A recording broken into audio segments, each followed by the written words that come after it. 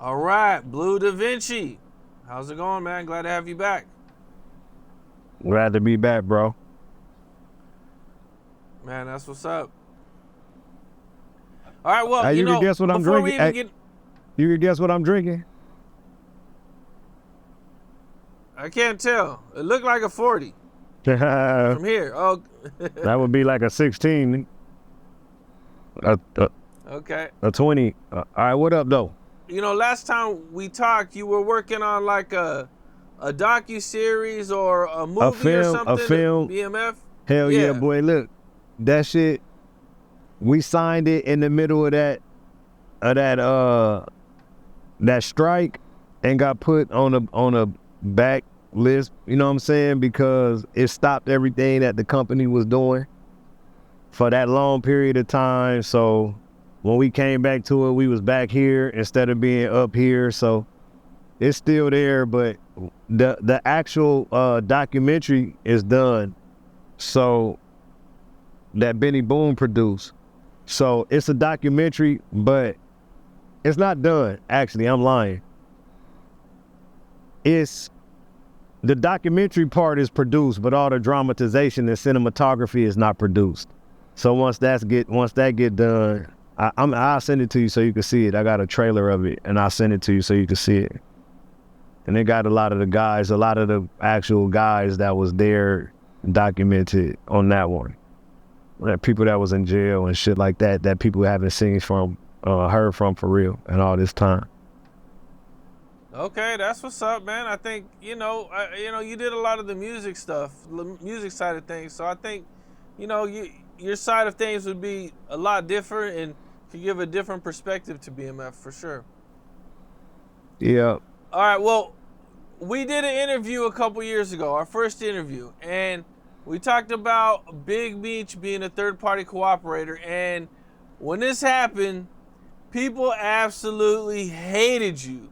I mean, they were mad. They were talking bad about you in the comments.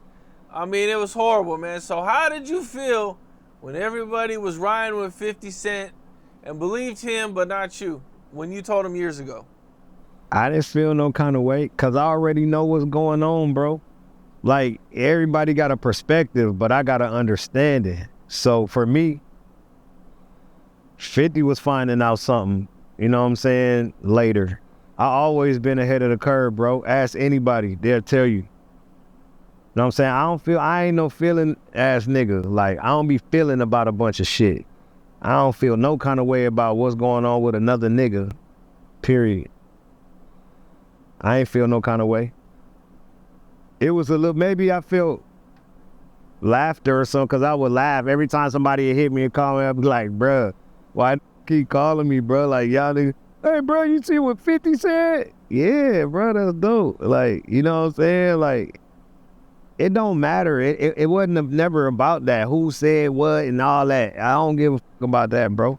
Information to information, bro. It's a popular situation that I'm a part of. You got to remember, bro, them niggas were trying to drag my name and act like I done cooperated with these people and then put these in jail and all. Tell them, oh, you put Meech in jail. Like, what?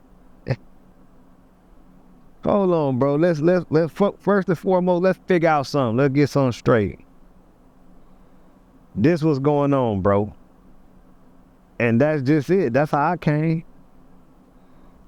It wasn't really a whole bunch to it. Like, it wasn't no beef. Like, I wasn't, you know what I'm saying? Well, like, I hate this nigga. Like, it ain't none of that. Like I say all the time, bro, that was my man, bro. Like, I can't even go and say, oh, that's my man. Like, ain't nothing happened between us or nothing. You know what I'm saying? Just some words or, you know what I'm saying? Allowing some people to talk crazy about me and shit from out this little circle and shit like that. But that ain't nothing. Like, this all mouth, bro. Like, that's in the flesh, in person. Like, all that talking is whatever. Well, I'm going to start from the beginning of this Tammy situation. 50 Cent came out, talked about Tammy a little bit. So how did Tammy first get introduced to BMF?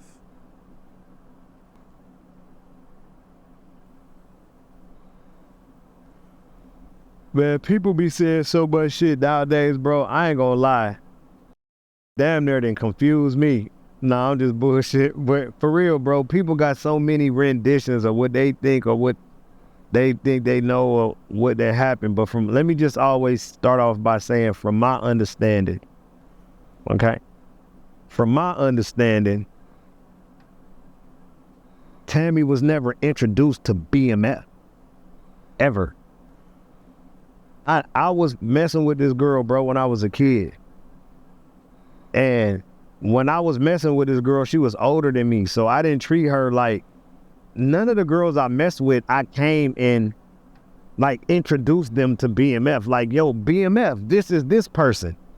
You feel me? Like, even if it's a girl that I'm dating or something like that, I would try to keep girls that I'm dealing with away from everything that we got going on in the street. That's what I'm doing when I get naked. What the hell I want to mix it with everything that I'm doing? Like my kids' mothers and all that shit, bro.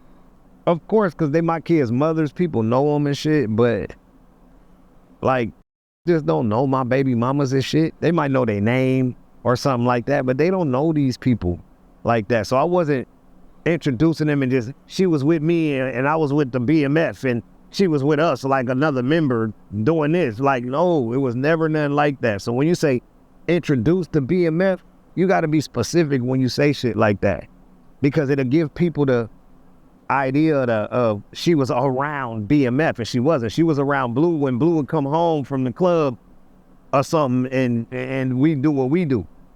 So it wasn't no BMF thing. It was a Bleu Davinci thing. You know what I'm saying? Now, had she met people that lived in my house? Yes. Did she know who people was because everybody was popular around? Yes. But was it, when did she get to know the people that she knows now or know now good and how they friendships enveloped? That's a different story. So I believe all that shit came once we all went to prison and letters started getting written, and whatever help in prison with came into play as it pertained to her. That's when she got close with the members and other people that was quote unquote of importance when it came to the BMF shit. You feel me?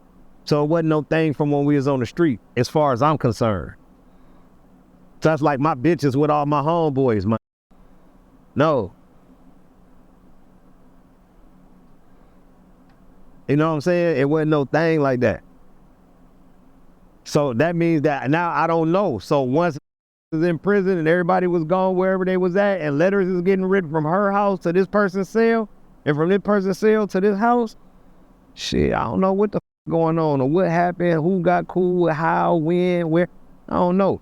When you just look up at a paper trail when it pertained to Meech and her, you can see a paper trail that started in 2008 with the BMF, with his company going in her name and all of that extra shit. Her becoming the person with his life rights and so on and so forth. You know what I'm saying? That's when I could see that. But as far as her and anybody else that she might know or fuck with from BMF, I don't understand a relationship like that between Tammy and none of them other. And her and Tammy's is from jail, not from the street. I mean, Tammy's and Meech friendship is from jail, not from the streets. From once he went to prison. So they didn't know each other at all on the street? No, bro. No, bro. I know it might be hard to believe and everything because everybody talks so much, but no. No. That Meech ain't delve into the bitches we was with and shit like that. He had his own slew of bitches and shit he was worried about and shit. It wasn't no thing like that. She wasn't doing nothing for us to where she got to be having some business to be with me. She me. What type of you think I am? My bitch just with this and this that's around me and she my bitch? Hold on, you got to learn who I am first, bro. I think a little more, and then you can be better with asking me them kind of questions. Cause a nigga that kind of know what's up with me wouldn't even ask her like this. She don't know these. None of my bitches do. Not like that. Unless I'm gone and not in the picture or something no more, and they doing whatever shit they doing at that point. But if I stop with the bitch, man, stop playing with me, man. I'm from LA. I'm your age, from LA. I'm really from there, homie. I just didn't live abroad for a long time. I was raised by them kind of people, just the black ones. Trust me. bitches ain't with my girlfriends or whatever you want to call. Sorry, ladies, or whatever you want to call them, bro. They not delving with around me, bro. So hell no, ain't no finna tell me on no platform, no whack 100 bitch ass, none of these people. Oh yeah, Tammy was doing this and doing this. Shut your bitch ass up. Tammy was in my bed naked.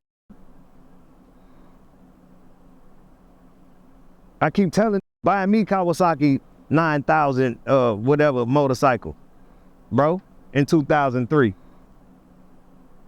Were you surprised when you found out that her and Meech started communicating and doing business? No, not at all, because at that point, all of the big girls and stuff that knew us, that we was messing with, I got other girls that I had messed with that I talked to that befriended people even closer. Now, I do got one homegirl that was around. I mean, one girl I dated, I messed with, that was around all the homies. Her name D. Shout out D. You already know what's up. That's my dog to this day. Then did great in life. But she lived in the house with me. You feel me? With me, Baby Bleu, all these different, all my cousins and all the rapping all around the studio. She was around everybody. Now, when we talking about D, she know everybody. She everybody's sister. Before we went to jail. Oh, I popped my shit. Before we went to jail, she everybody's sister. You feel me? But Tammy, no way. No, because I looked at her as like my older bro, like, oh, this is my older bro buying me motorcycles. They ain't even got bitches buying them no shit like that. Like, you know what I'm saying? Around my homeboy, nigga, this girls, like, I got them buying me motorcycles with good jobs and shit, buying me motorcycles. Boom, pull up at the crib at 3:30 in the morning when I say I'm done doing what I'm doing in the streets, and pull up like a grown woman and get me right in the bedroom. That's what I was doing with Tammy. Sorry, but that's what was going on. And that wasn't going on, from my understanding, with nobody else that was around me. Why do you think Meech chose to give his life rights to her and not a family or a friend or something? Because they had some shit going on. I don't know why that man did. I can't speak for why no man did what he did. I don't know. My guess is as good as yours, and I don't be guessing. But they did. He did. All I can say is like, damn, if that was me, I probably would have put it in my kid's name or one of my kids or something, or my mama or somebody, you know what I'm saying, that's my bloodline or something. Like, God, leave my sister, like, I gotta put it in one of their names or something. But that's just me, and I'm not him, and I'm not nobody else, so I can only make decisions for me, and I can only wonder why I do the things that I do. I've been stopped wondering why people do what the and say what the they do and say, bro. It don't even cross my mind at this point, bro. I'm too old for that shit. I did that shit in my 20s. Thought about why other people did what they did. Let me tell you something, homie. I learned some shit in the joint, in the RDAP program, residential drug abuse program, that I guess they teach it in 12-step too. That nigga, you can't think about what you can't control, especially to let it stress you out. So if I can't control what you finna do or say over there, bro, I'm not gonna let it bother me. I'm not gonna think about it. I'm not gonna give it two thoughts, because I can't control. I can't make you. I can't. Like, you all in the phone. What I'm gonna do? Now this one in front of me, I might got a little more leverage. Over here, not saying anything, no pun intended, but I'm just saying, mano y mano, I might got a little more leverage to care about what you said and why you did what you just did, homie. Like, you just did that in front of me. So that's different. But if it's just something that somebody did, I don't question it. I'm sorry. If y'all shouldn't either, bro. That stress will kill you, bro. For real. When did you first learn about Tammy being a confidential informant? I believe like 2014. Now, at this time, did you know her and Meech had already been cool, or was the whole thing like a surprise to you? Yeah, everybody knew she was supposed to be like his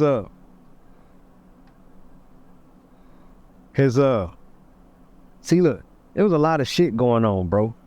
Like, when I came home, Meech had a girlfriend at the time, and she lived in Atlanta. So when I came back to Atlanta, I'd be around her sometimes. So I would get the whole, damn, I don't understand why what's up with this bitch Tammy? Like, you can't say shit about this bitch to this and this my man and blah, blah, blah, blah. I used to have to hear all this type shit. I didn't care, bro. I was still pro Meech. Like, to me, it wasn't nothing. To me back then, it just felt like in 2012, bro,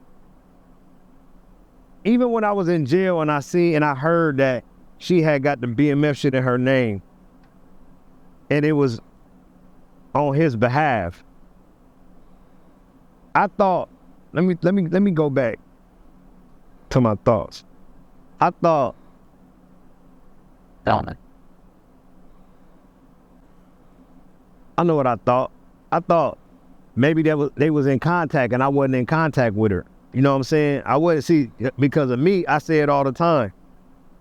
When I went to prison, I cut off all them girls, like Tammy. Sorry to say it like that, but girls that I was just messing with, I cut them off so I could be closer and shit with the kids' mothers. Less issues and all that, whatever. So I was dealing with a whole bunch of different girls. Pop, pop, pop, pop, pop, pop, pop, pop, pop. Then Tammy just fell in there. You feel me? So I ain't really talk to her. I ain't really care. Like, I'm in the system now. I'm doing this. I'm bidding, my nigga. I'm on time. Like, if you ain't directly in my life and it ain't working and I ain't using you to keep it moving out there while I'm in here, then I don't even talk to you when I did my time. That's how I did my time. So I ain't really talk to Tammy. I might have got a letter or two from her while I was in jail.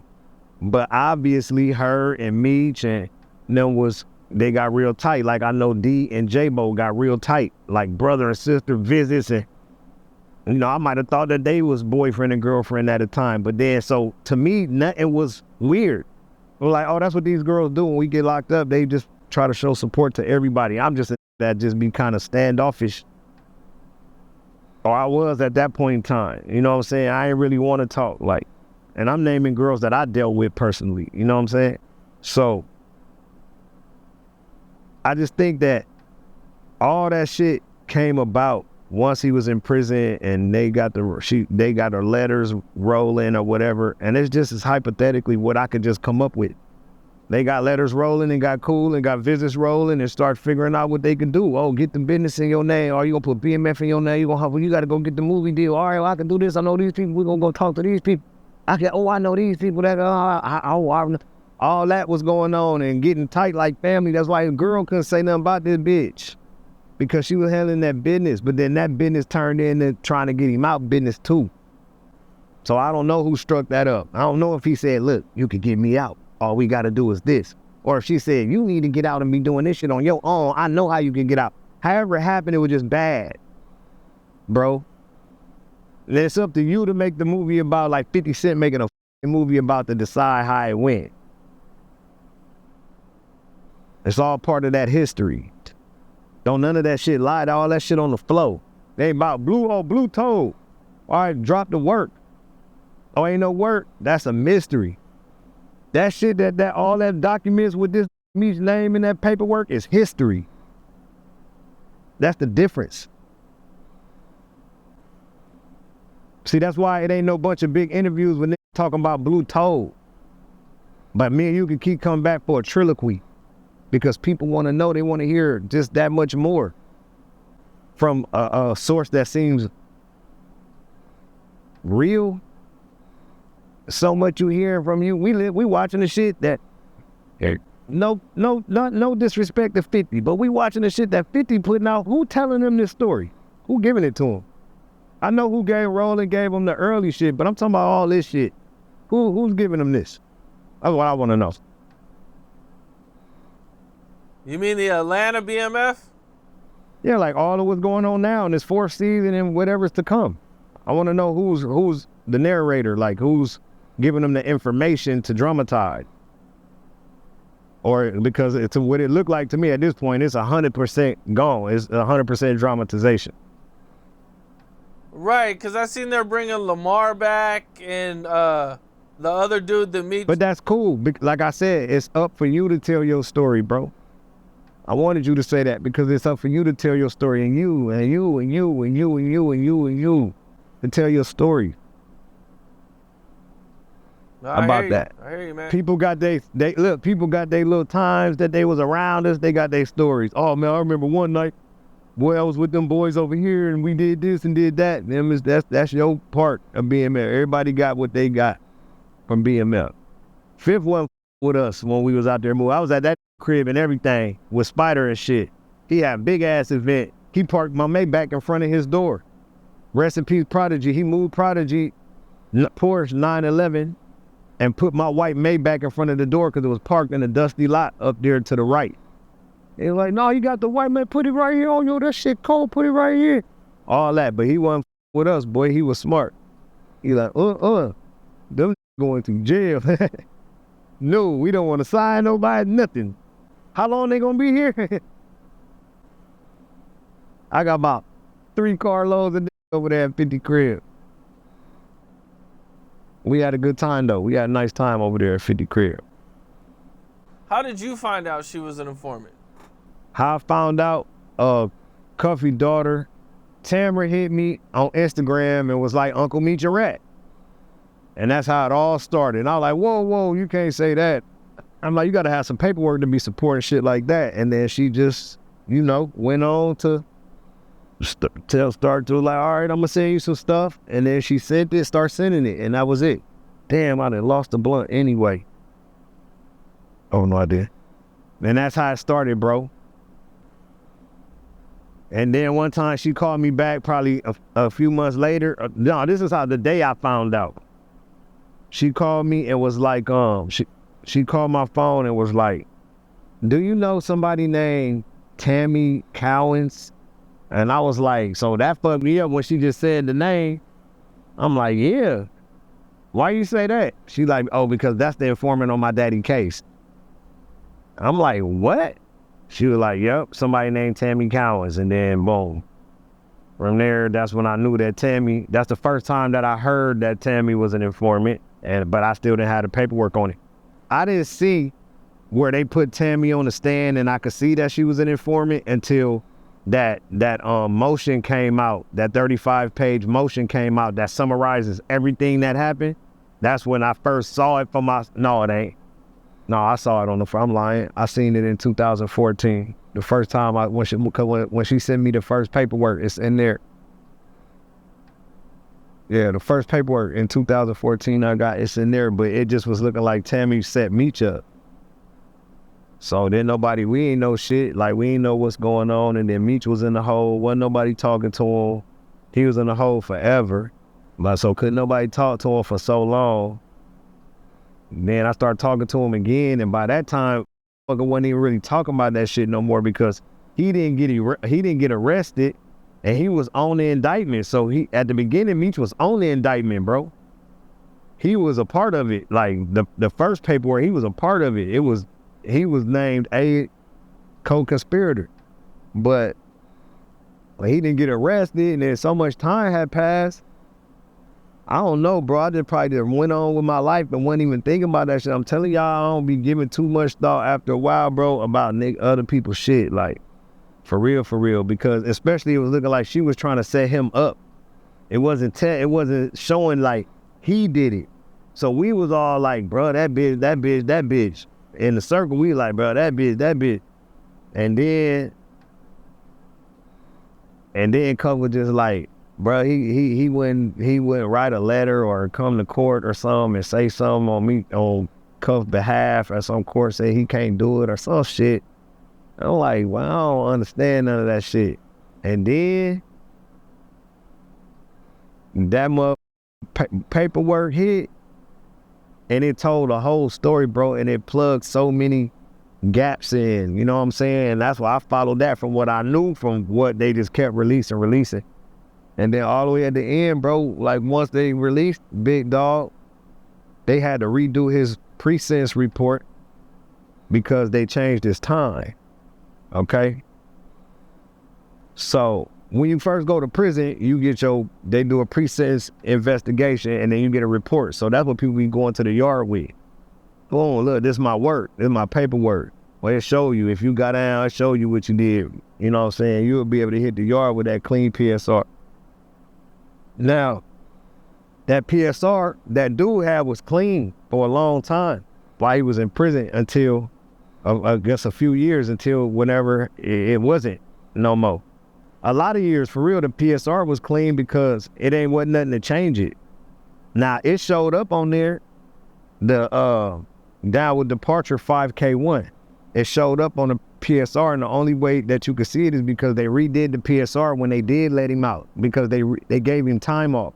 So they had to redo his sentence that they had already, you know what I'm saying, did in the report. It was already done. So to redo it, they got to go show what he got, that CARES Act or whatever it is that actually got him out. And then it showed, yes, he got it at the computation at the end. And then it showed how much time it take the 360 to life off and do this and do that. And then they end up kicking him out. But then by them redoing it, they're giving you a new copy of it. And on the new copy, it got the 5K1 sitting up there, but the computation got a no at the end because he wasn't awarded it. So it say no on the 5K1 attempt because I guess the Tammy, the agents and all the shit. So they didn't get cuffed on that case, so then nobody get convicted from that case. So he didn't get awarded the 5K1. But he still got awarded later on, some years later, the CARES Act, I believe it is, or whatever it is. If I'm wrong, don't quote me. But, yeah. It is what it is, bro. Like, it don't even matter for real. Like, it just facts. Like, that's what my thing be like. We're going to be on the internet talking, at least let's put some facts out there for people to grab on and go figure out. And don't just let people just be running their mouth. Just talking, just, and then people clicking, because these niggas just talking with a screenshot. They talking. Is there any chance at all Nope. that she was involved in BMF's indictment? No. Is there any chance at all that she was already a double secret agent sleeping with me? I don't know. I seen this shit in the movies before. As far as I'm concerned, no. Do I see any paperwork documenting that she was working with the feds in 2003? No. It says she started working with the feds in 2007 or 2008. 2009, she became a confidential informant in 2009 or 8 or whatever, 9. It said in the paperwork what year she became an informant. So no, I didn't think that she was no kind of doing nothing back then. Didn't nobody go to jail because of her? We went to jail because of B.I., the that don't nobody talk about. William Marshall, that don't nobody talk about, from New Jersey or wherever he from. That's why we went to jail, bro. Because some did a home invasion at his crib. No, well, I mean, I was just asking if if looking back, you seen anything that looks suspicious, or, maybe she overly questioned you or something. I don't know. Hell no. Let me tell you something about me. Something else. You gotta learn about Bleu. Homie don't play that. I'm up questioning me about shit. All them kind of questions is like basis character questions. It's like, do Bleu allow females to just be questioning him? Especially one that ain't his man with his kids in his house that don't nobody know about somewhere that he met out in the street. Like, hold on, bro. When I say, that I was messing with her, or that was my girl, I was dating her or whatever, people take that and turn it to, yeah, that was his wifey, and how come you didn't? No, bro. It wasn't that either. We was cool as hell, but it wasn't none of that. But I could have named you about 50 Tammys, bro, if they start popping out and working with Meech. So no, she ain't never questioned me about shit. All she said was, where do I go? This way, that way, up or down? Where upstairs are we going upstairs? Bro, that's it. She wasn't tripping. She wasn't that kind of girl, bro. She just was chill, bro. Chill vibe, bro. And I'm a alpha, so I'm always shot calling, like, all right, boom, we going here, we going there. I'll pull up to my crib. I'm finna leave the club in about 30 minutes. Meet me over there. Oh, I need to see you over there. Meet me over there. That's me and her, bro. She pull up over there, ain't nothing to talk about. I turn on a little TV so it can be a light in the room, bro. I'm off that little drink and shit. We done drinking bottles and shit. I'll go to killing some. Now nigga tweaking. I wake up, there's some food downstairs, and she be getting up out of there. Like, before everybody can wake up in the house, she getting up out of there. She gone. She ain't there lingering around, all the homies there. She got a t-shirt on. No. No. That's what Baby Bleu and Megan Good was doing. Not me and mines, bro. I was on a different level of that shit, bro. You come through, boom, do what I do, boom. I'm trying to be in the studio. I got, you know what I'm saying? I got shit going on. Like, think I ain't have nothing to do, and I'm sitting there, bitches is questioning me. Excuse me. I got girls coming around that I meet in the street coming in my house and shit and questioning me about shit. This shit for real, bro. Ain't no game. Like, this shit wasn't no game, bro. Like, people be taking this shit like it was a game, bro. And I hate having to try to talk like that because I don't even be doing it. You know what I'm saying? Because it ain't really nothing to talk about. But for them kind of questions, you have to know the person, like the character. Because you'll be like, hell nah, but motherfucker, no, that Bleu was not, He ain't going, cut from one I know. He's from East Coast. Like, no, before we met Meech them and all that, that cut was with Speedy them and all that shit in the middle of the street and boom, boom, boom, and the Dirt Red, his big homie from one I know, and ba-da-da-da, Wino, and blah-blah-blah, with DJ Pooh them, and la-da-da-da, he's all in the movies, moved around the whole globe with Outkast, Unscathed, and gang banging the whole time as a kid and all that. You gotta see my character first. Then you wouldn't even ask me that shit. Because you already know. Me mixed with being with some shit like BMF, it got to constitute. Can't nobody even talk to me about nothing. Can't nobody get no information for a motherfucker to ask. What, they trying to ask you something? What? Might have been in a trunk somewhere, bro. Just for the ride around. Talking about asking some questions. No. None of that ever. No. Kawasaki 900. Oh, I got you the motorcycle. I don't even know what. Oh yeah, I'm coming to get that. We'll drop it off. I'm bring it to the crib over here in Dunwoody. Yeah, with the jacuzzi on the inside and the Olympic side swimming pool and the mother tennis courts outside. Hello, let's talk about it. This 03. Where me, Baby Blue, Bull, Big Cuz, S-Dog, the engineer, Big Tone, everybody, we was all in that bitch 8 deep. That's where Tammy used to come to, and then she came to the gate once I moved over to the gate a few times, but that's it. And that was at the end. That a few times, then next thing you know, we were running up out of Atlanta. We was gone. I ain't even talk to her no more. Once I got to Miami, homie, and we left Atlanta, I ain't never see Tammy again, bro. That was early. That was before mid-04. We was gone, bro. I ain't even see the shit I had in the storage no more in Atlanta, let alone no girls. I ain't want to see Atlanta. We ran from that shit. The feds was kicking in the doors and shit. We was out. Atlanta, She might be them now. Like, I wasn't talking to nobody in Atlanta no more. Once we left, anybody that from Atlanta that with us, they know. They'll tell you. They'll be gonna be in the comments like, he ain't lying. They came to Miami and with all the homies from Atlanta. Everybody that with us from Atlanta came to Miami, came to Crowbar and party with us and did our shit. Nah, bro, we weren't talking to people. Listen, bro, let me tell you something. You couldn't even talk to Meech, bro. People couldn't talk to nobody around us, bro. That's with us, couldn't even bring new people around for years, bro. That kind of spiraled crazy a little bit, like right at the end, but all that time, bro, couldn't get next to us, bro. I was allowed to have people around, come around and because I was doing the music and I had to deal with doing the entertainment shit. I got to do all this with different people. So yeah, I'm bringing different people around on that tip, but as far as anything else, dead issue. You'll never know. All you know is we in the club throwing some money, bro. We spend that shit right around your whirlwind, smoking mirrors. We there, but we ain't. We was in the club, now we in Hawaii, like, you know what I'm saying? Don't even know. That boy had that jet rolling too. We was out. Y'all talking about the fed was running up on the jet. We know it's in here. It's like a metro bus. Yeah. At some point, you tell Meech about Tammy. Tell me shit. Oh.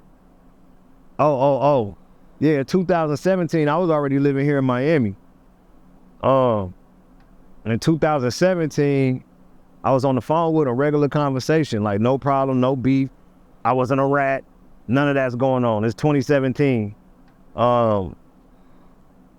We on the phone, and then one of my men, Tone Bird, was with me in the backyard, and he asked me, he was like, bro, ask me what's up with that with the movie shit.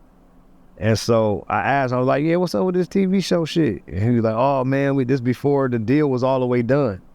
He was like, oh man, we finna sign it, it's almost done, bro. It's for show though, it's for show, it's my shit though, so don't be saying nothing to 50 and all that. I'm like, bro, ain't nobody saying nothing to nobody, bro. That's your shit. Do your shit. You know what I'm saying? Like, cause I know, I'm thinking to myself, I know at some point in time, my number gonna get called. we gonna have some jobs and shit, you know what I'm saying? So hell yeah, do that, get it. Like, you know what I'm saying? So I don't know, bro. The next thing you know, nothing. Ever. That was it. That was it. It was all the shit was going on, bro. And we was all in jail and shit. We had no idea of nothing that was going on, bro. You gotta understand, when in 2009, when this shit happened, bro, all of us was in jail that went to jail for BMF, damn near.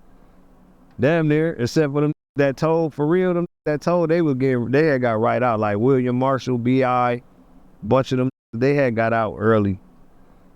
But we was all in jail around 2008, for sure.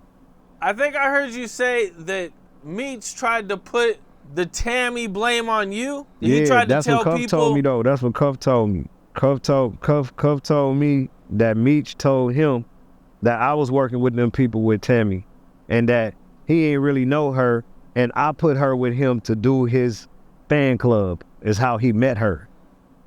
Now, if that happened, I have no recollection of it, and it would have had to happen while we was all in prison, but that ain't never happened. But yeah, that's what but you know, that's what Cuff said to me. You know what I'm saying? So, I don't know, bro. Maybe we gonna see when 50 Cent produced the Tammy Cowins tell-all, and she'll tell how all of these things happen, because she the only one, or him, that can really tell us.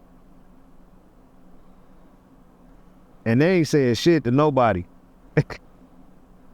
But she said something to 50 Cent, I guess, and that's it. So don't nobody really know. If y'all saying I don't know, y'all don't know either, but they know.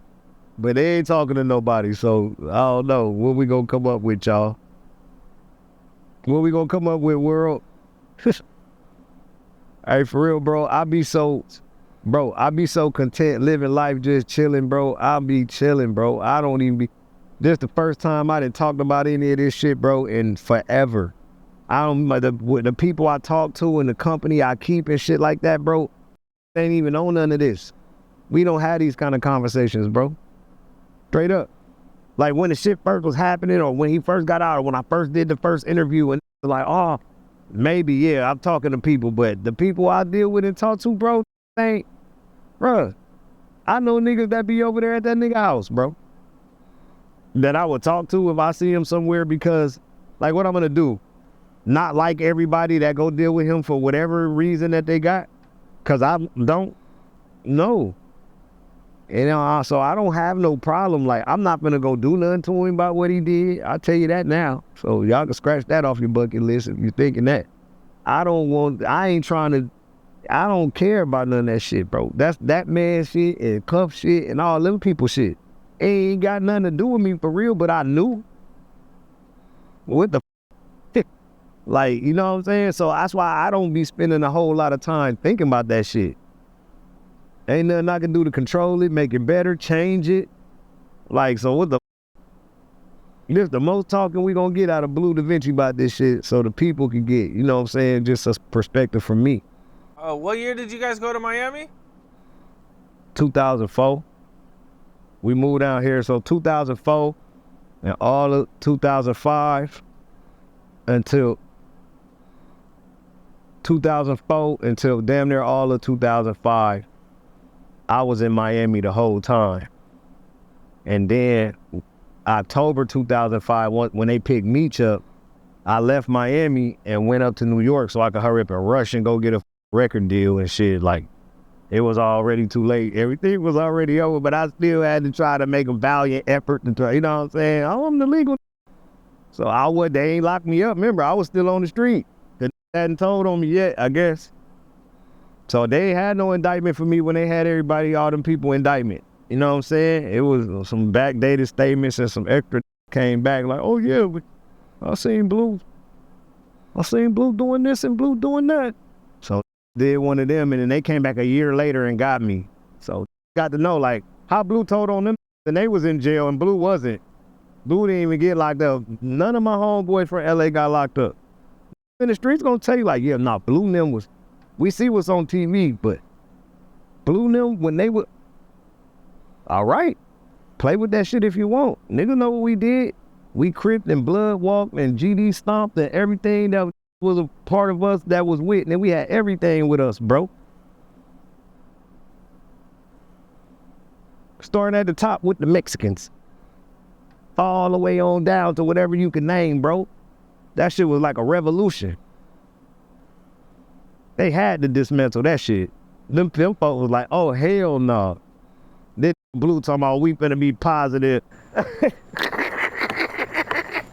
Man, they don't want no with no influence to be to learn what we really supposed to be doing, because then I might have got, it might have happened then in my 20s and I got smart. Like, oh no, look, y'all we going this way, we going that way. Then what? Everybody, we telling everybody pull your pants up and shit. And everybody wearing their pants on their waist. Man, they don't want no niggas with no influence to be, you know what I'm saying? Come on, bro. I want to take it back a little bit. You know, Diddy's going through his trial right now.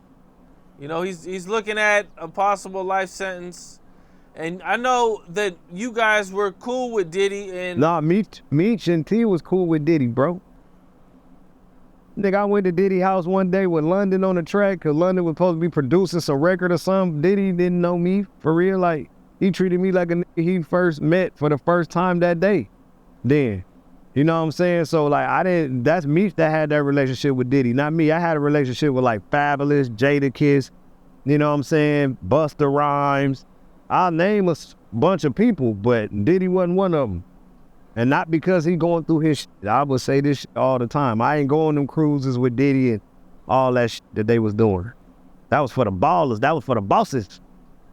That wasn't for the niggas that had to, you know what I'm saying, be rappers and try to legitimize the shit. I see somewhere that Meech gave Diddy a Rolls Royce when they first met. I doubt it. I never heard about that. That should be propaganda. I don't know. Maybe he did and I didn't know nothing about it. I don't know. Ain't no telling what Meech did with his shit. Now, I was interviewing S-Class. Yeah. He said that you guys ran into Jay-Z at a basketball game and asked him if he was scared of you guys. That's why. So we came down from the box offices, went up to him. Bleu shook his hand. He was like, Jay-Z, I want to get a meeting with you. Woo, woo. He was like, yeah, I heard about Jay-Z. He was like, yeah, I heard about y'all. And then Bleu was like, well, is y'all scared of us? Why y'all scared of us? And Jay-Z was like, we ain't scared of y'all. He just, y'all got a lot of, you know, controversy with the drug selling in the dark world, you know what I'm saying?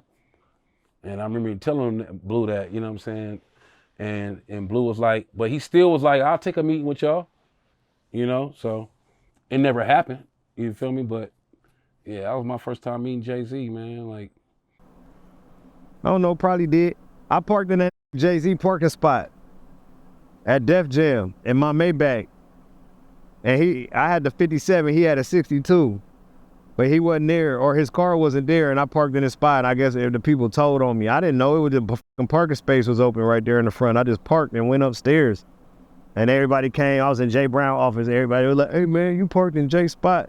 I was like, oh, shit, my bad. Like, I didn't know, like, it say reserved for the president. Bitch, I am the president of BMF. I thought it said me. I thought it was talking about me.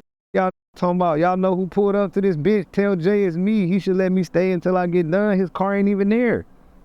Or maybe it was pulling up and it needed to get in there and I was already upstairs. I don't know. But yeah, Jay is cool, bro. Like, you know, I like Jay-Z, bro. He said that you approached him at a basketball game? I might did.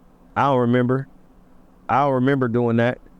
But my boy told me that we was at a Jay-Z concert at Madison Square Garden, sitting all in the top of where the lights is at, not even the rafters. We was out of the stadium in the top of somewhere where the lights is at. I'm like, bro, I don't remember that. I'm like, bro, you lying. Like, they're like, nah, son, you got to remember, bro, we was up there, bro.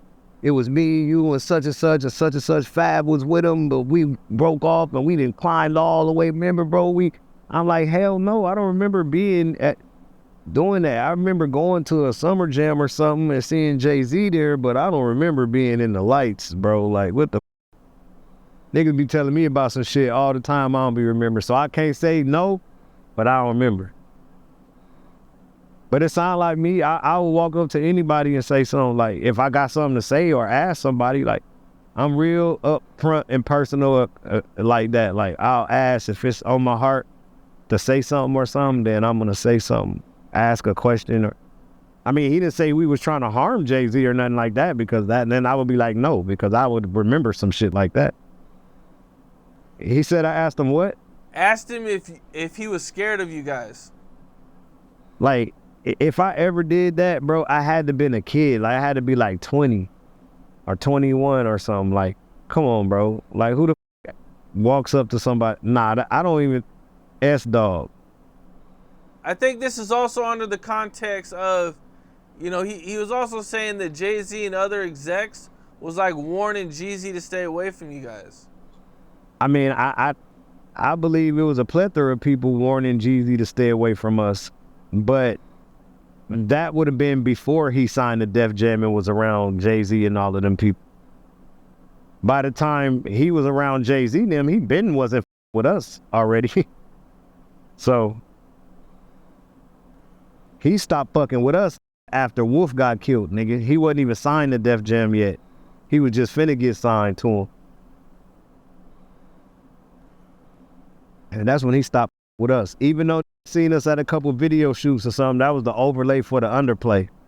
I seen that you had first warned 50 years ago about this. Uh-huh. Yeah. That's when the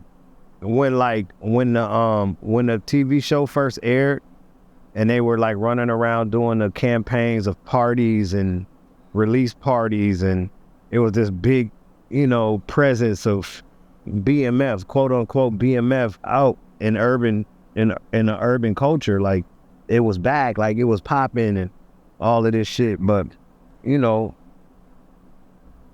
I just felt like I was just bringing I was the bearer of information, bro. I didn't feel no kind of way. I was just putting out what nobody else wanted to do. Like, was scared. I don't know what it was, because I knew people had to work and all that, but like, I don't know, bro. Like, I didn't feel no kind of way, and I don't care about shit for real. Like, I don't care. Like, it is what it is. Like, that's what we do, bro, in this culture. Like, if it's something like that that's supposed to be on the flow, it's just supposed to be on the flow, my nigga. It just don't matter with me and where I'm from and the people that I come up under and I watched and I like praised, so to speak. You know what I'm saying? Like, for what they did and how they carried themselves, bro, they got to put that paperwork on the flow.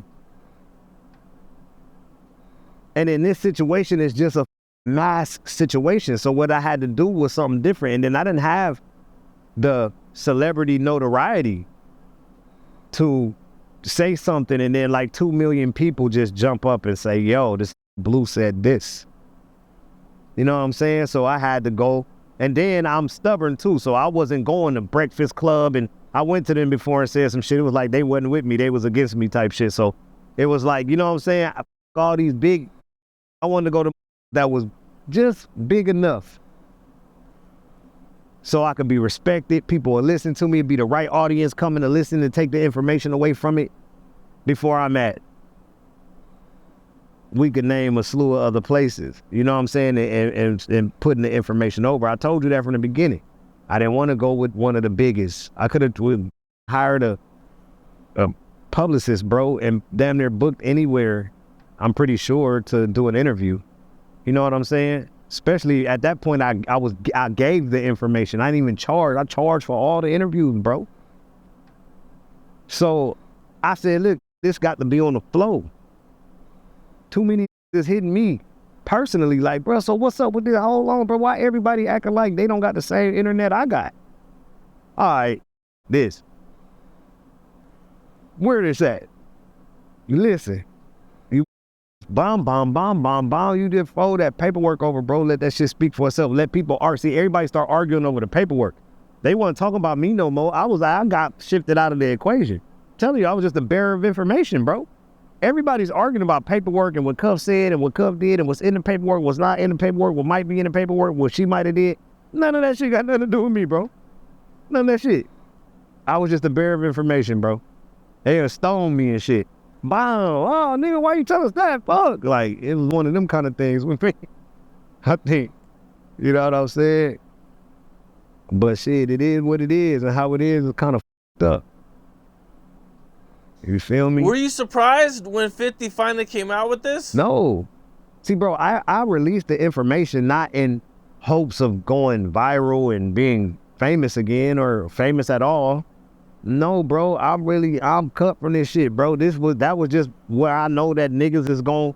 I was trying to reach a certain motherfucker. That wasn't for the average everyday that don't know what the is going on, don't know nothing about the prison system or with the feds or nothing is going on and just talking. That wasn't even for them. The people who got that shit, they know who it was for. They got it. And that just came from the streets. It was already in the prison system.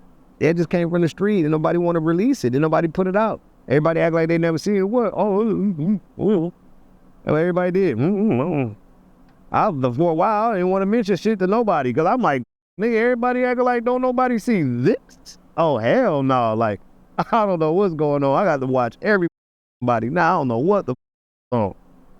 Tripping. Where I'm from, cuz, we don't, I don't give a fuck what a think about me, bro. No. Not just where I'm from, bro. I got to go back still, bro. I got to get buried there. I always got to go back. It's not like I don't go and be in California. I do. I got to go have a cousin's family reunion and all that and see everybody from every hood and get questions. That's where you want some questions? Call these, bro. I promise you, if you call Pook them, bro, if you call my cousin them, bro, they'll give you all the questions to ask me because them be grilling me. They get the real shit. They get straight to it. Like, hey, so what's up with bop, nigga, and with this, and we bet not see this. What the that shit, cuz, blood. They own that. Nah, nigga. I don't give what they doing. You like, yeah, nigga, you bet not. Yeah, nigga, you bet not, nigga. Hold on, bro. I got a whole different genre of people to deal with when it comes to this shit. It's outside of what I even wanted. If I wanted to be cool and just say, all right, I didn't see nothing, I can't. And then when it's all public, I'm not finna just go and just like, oh, that Bleu shut the up and he ain't say shit about that. Now hold on, cuz. Oh, I ain't never been no yes man. Ever. These know that. Nah, I seen that you reached out to like the West Boulevards to give them their paperwork or to show them the paperwork. Yeah, I hear somebody from the West, cause the people that I knew from over there back when I was running around back in the day, they ain't really around there like they older. You know what I'm saying? So I reached out to a different generation and get at who I need to get at. But then some of my people handle that shit anyway. They, you know, I got people, bro. And them people is like damn near best friends with the people that is over all the shit for a lot of gangs. So them had a few conversations and called me back like, stop mentioning that shit. Like, and that's all I got to hear. Then you ain't never heard me say nothing about it again. That's how shit go. That's how it's supposed to go. So whatever happened with that, I don't even know. It's not for me to talk about. It's just so it ain't nothing. It's nothing that I'm thinking about at this point anymore. That was before he came home. I'm in my head like, nah, cuz he finna come home, be this super crib. He didn't even come home like that. I was in my head about that shit. I just was on some LA gang banging old mentality shit when I was on that. You feel me? Every once in a while we go down a little dark tunnel. But I was like, hold on, wait, he gonna come home, be Tookie Williams in the city? Oh, cuz, hold on, let me call everybody. Hey, cuz, no, look. We ain't, not on my watch. I had him saying Crip first.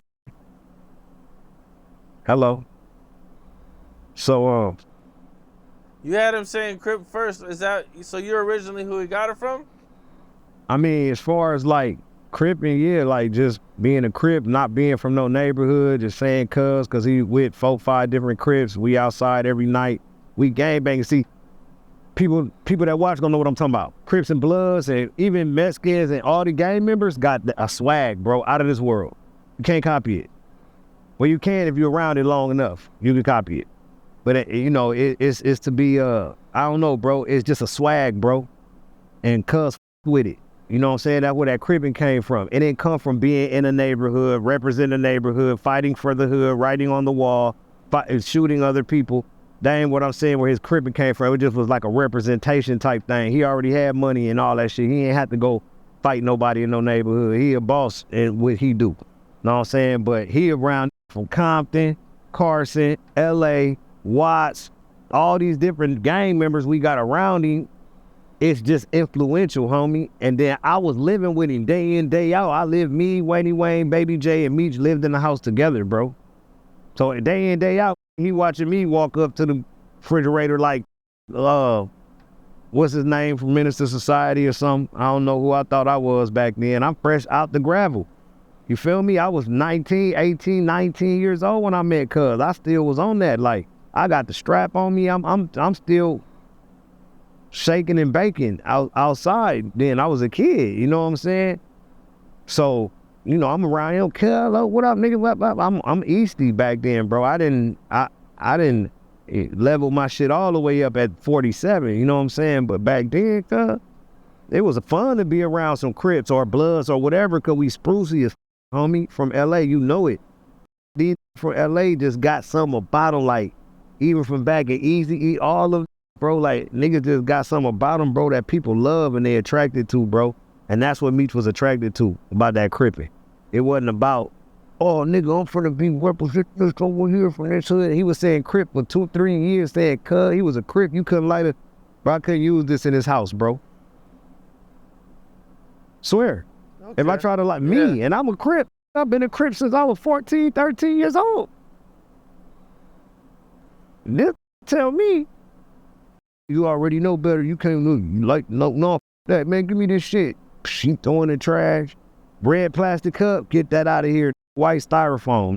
That's it.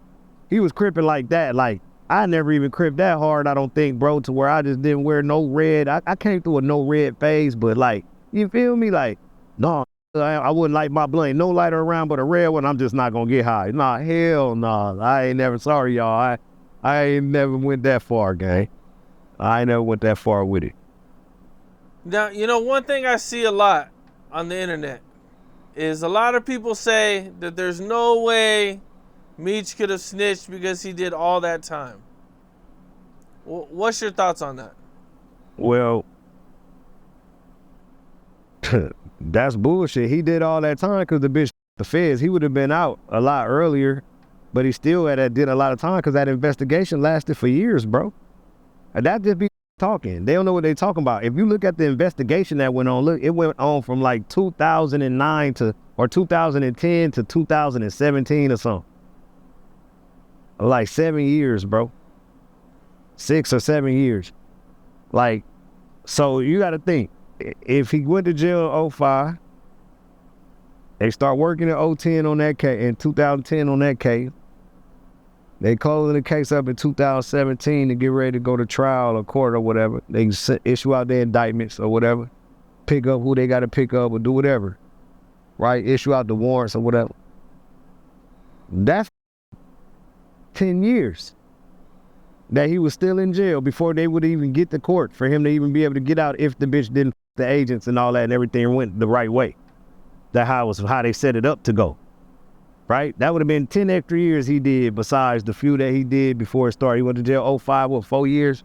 October 05, 4.5, almost 5 years. So that would have been, he would have did 15 years before he got out anyway. If his name was on if he was up front doing it right then and there, it just still lasted that long for that shit to come to a head. She got paid hundreds of thousands of dollars during the course of that shit. Yeah, Tammy. She got paid hundreds of thousands of dollars. Who's Baby Bleu? I hear a lot about Baby Bleu. That's my little bro. Rest in peace. Okay. Set it off. Run in your mouth. Don't say nothing crazy. Don't gangbang wrong or nothing. He going crazy. He going up. And he had his little squad of little squabblers with him. Oh, it was a fool. He carried my name. That's why he was Baby Bleu. That's Baby Bleu Davinci. If didn't know, that wasn't his gang name from the hood. I think his gang name, Cuz claimed I can't remember. I don't want to say nothing wrong, disrespect nobody from the neighborhood, but Baby Bleu from my neighborhood, from one I know. You know what I'm saying? But he wasn't Baby Bleu from one I know. because I wasn't even Bleu Davinci from 190. I'm Baby Mush from 190. My whole different from 190. The Bleu Davinci shit came in with Outkast and rapping and trying to do entertainment and shit. You know what I'm saying? I turned in and was calling me Bleu. And then that shit turned. I liked Red Man, so that's how I started being Blue Man. I was Blue Man when I was like 15, 14. I was Blue Man.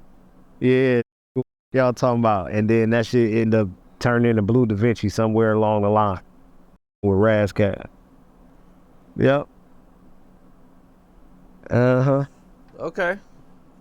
That's what's up. That's what's up. All right. Last time we talked, you had mentioned that somebody from the BMF TV show had reached out to you. Okay, so no, somebody else reached out to me and said that they were doing a piece on a part 2 of this BMF documentary that Stars put out. They put out one before the series came out. So they doing a part 2 of it. And they were explaining to the person, my name came up, however, and then they was saying like they didn't know nobody that they could get in touch with me through. And then the person was like, well, let me see if I can get in touch with them. But the person talked to me all the time, damn near. You know what I'm saying? Like, well, let me see if I can get in touch with them. And then the person called me. It was like, yo, Stars is asking, do I think that I can get you in for an interview? And I was like, for $25, I'll do it. Cause I know they ain't gonna pay me that. So, no, keep getting your information from all these different parties. I'll hold my information until people understand how valuable it is. You dig? But the documentary we got, it's a bunch of people that was right there that y'all ain't heard from that's saying and it's good. Like, even J-Bo is in it with his bitch ass. I seen J-Bo and them the other night in the club last week. Everybody like, what? Yeah, motherfucker. They about 10 deep. I was one with a Bart Simpson t-shirt on. He's square, my regular real estate homeboy, real estate dude. He ain't causing no problem. Them ain't causing no problems either though. Okay, so what happened? You walked in the club and you see J-Bo, and what happens? You just keep walking? No, I was in there before they was in there. I watched them walk in. I was there to get some weed, bro. I wasn't there to even club, bro. I had been moving shit into one of my cribs out there all day. So, nigga, I'm dressed down, look like I was doing one of them old Capone interviews with my track jacket on. You feel me? I had my track jacket on. My hair wasn't braided. I had a do-rag on, some beat-up Air Force Ones. I've been moving furniture and shit. So, I wanted some bud, so I hit my boy, and he was like, man, I'm going to this such and such club. I'm finna pull up over here right now, twin. He like, I'll give you some, though. So I'm like, bro, I'm gonna come over there. So I went over there and whatever, seen that, end up seeing them walk in. I rolled up, we smoking a blunt. Seen them walk in, so I didn't want to kind of see what they was gonna do because they was deep. So I was smoking a blunt, bro. I end up going on the inside. I walked past where they was at over there. Then one of them was like looking all crazy. I had 2 girls, so boom, I walked to this inside bar with these 2 girls right quick. Or whatever. I had already got the tree from dog. I should have been gone. I shouldn't even been there by the time they got there. But he like, roll up. And then I start seeing people I know and all that shit. My old Sally from prison, I seen, he was over there smoking with me and shit. So, you know, I ain't been out in Atlanta in years, so ain't nobody seen me. And I seen damn near all the same people I knew from last time I was in the club there. So I'm just talking shit with everybody and shit. And then them was over there, and so then I don't know that Chill came to talk to me, one of my boys. He was with them, or whatever. Man, I just want to tell you I'm in here with J-Bo and Ill, and I just called your cousin. I'm like, bro, listen, ain't nobody talking about nothing. Like, you know what I'm saying? What's happening? Like, you know me, bro. I'm out there dolo with the pepper spray. You feel me? So it was shit for real. They ain't push no line. They wasn't trying to do nothing. They didn't want to see nothing happen to me. So they wanted to talk to you? You know what I'm saying? And you didn't want to talk to them? I don't know. Nah, I ain't say that. They ain't say that they wanted to talk to me. One of my homeboys that was with them came to talk to me from being with them. Walked from over where they was at and walked over to me and came and hollered at me and told me he was there with them or whatever. But I seen them all walk in already. But, I mean, you know, we got a lot of mutual people in between them, like me and J-Bo. You know what I'm saying? I don't want to say in between us, because it's not really nothing like it. When me and Cuz will catch a head up fade, cuz I already said it before, put them tips on Cuz, and that's just it. It ain't no thing with no whole bunch of it ain't about all that, bro. We grown. Like, we ain't doing that. If they wanted to do something, they would have tried it in there. It would have went on up 4th of July in that bitch. They cut from that I know what people gonna do, what they ain't gonna do. I don't give a anyway about nothing. They already know me, bro. They ran around with me, bro. They know what's up. You see me in the club by myself, bro, you already know, bro. See me by myself, bro. I don't got 4, 5 security. Sometimes I do. Like, if I'm going somewhere where I know, all right, it's gonna be a bunch of shit, everybody gonna have their security, then I might bring me a couple bodies out and then a couple security. You feel me? Other than that, bro, I'll be dolo with one person driving me or something, bro, so I could drink, have a couple shots. And that's it, bro. I'm grown. Like, any come, I'm just trying to make sure I'm always in a position to be able to take care of myself and get back home to my kids, bro. And that's what it's up against when it come to me. You know what I'm saying? I'm not out here. I was in the club. Them was in the club. I ain't haul off, start shooting at nobody. I do none of that shit. I mind my business. I wasn't there for them. I wasn't even there for the club. I just had a good little 45 minutes in there because I was vibing with people I hadn't seen. I was looking like a bum. I had been moving all day. I wasn't dressed and had my shiny shirt on, none of that. You know what I'm saying? I was just in there regular. I know people looking at me like, damn. But I'm a regular, bro. I don't give a I don't got to get dressed up and shit. I go right in the biggest premier club. Everybody all dressed up with their suits on and shit. I don't know what they had on. It was an all-white party. I don't know what was going on. God went up in that bitch to give me some gas, though. I know that. They ain't finna stop me from getting that gas. Now, you run into J-Bo, but, you and Big Meech had I didn't run into J-Bo. I didn't run into J-Bo, though. I was just in the same club as him. I seen him. But when I seen him, he wasn't even looking at me. He wasn't seeing me. I don't know if he seen me at some point in time. But a that was with him walked over to me. Another that watched me walk away with these girls to this bar had seen another that was with him watch me walk. And by him watching him watch me, he came and caught up with me and like, hey, bro, you know such and such? I'm like, yeah, like, bro, why the looking at you like that? I'm like, 'cause they pussy. That's why I can't do nothing, ain't gonna do nothing, scared of what might happen. That's why. They wish they could do something. I had to tell my man, like, don't worry about that, bro. It's all good, I'm chilling. I get right back over here with his that cat, like, bro, roll another one. Boop, roll another one. Smoking it. Halfway through that joint, my other man come pull up on me. When he come pull up on me, he like, bro, I'm over here with them. I just called your cousin. I'm like, for what, nigga? Like, what you doing? What that mean? Like, all right, cool. I'll give a damn. I seen them. Give a damn. Look crazy coming in here, all you together, standing together. Like, that shit really look crazy. Like, let me tell you that. The shit ain't, I'm looking from here across. I'm looking at the shit like, bro, again? Like, oh, no, bro. Hell no. Has anybody tried to get you and Meech on the phone? Has anybody tried to squash your guys' issue? We don't, what issue? Meech said he got an issue with me, bro. Well, you called him, you've pointed him out to being a third-party cooperator. Hold on, bro. Don't do that. Don't do that shit. See, 'cause that's that media shit. Don't do that. 'Cause I ain't did shit wrong.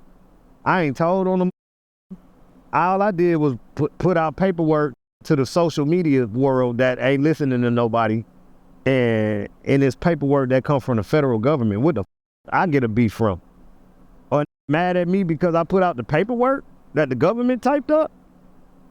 Well, beefing with me because of it. I'm asking you. I mean, I don't know. Listen, I don't know. Listen. It would just seem like. Let me finish. Go ahead. It would just seem like, saying something like that on a public platform could cause some issues amongst street dudes. Man. Whether it be fact, you know what I'm saying, even if it is a fact. Yeah, I ain't no street dude. I'm just a father and a regular man. But let me tell you something. The truth cannot be considered disrespect, bro. It just can't, bro. It just is what it is. You got to live with that one. You got to live with that one. How about that? How about let's say that?